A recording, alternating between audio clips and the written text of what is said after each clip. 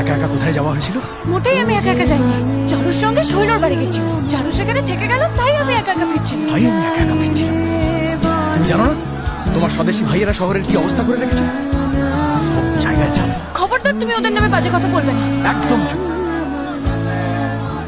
কেবল বড় বড় কথা। 7 দিন ঘরে আসা হয়নি কেন? যাইনি সে তো মিছে কথা। গেছি, ঘর গুছিয়েও রেখেছি। রাখিনি? হ্যাঁ ঠিক আছে ঠিক আছে। আমার সঙ্গে দেখা করা হয়নি। কেন দেখা করবো? শুধু শুধু বকুনি খেতে? শুধু শুধু বকুনি তুমি খাওনি ললিতা।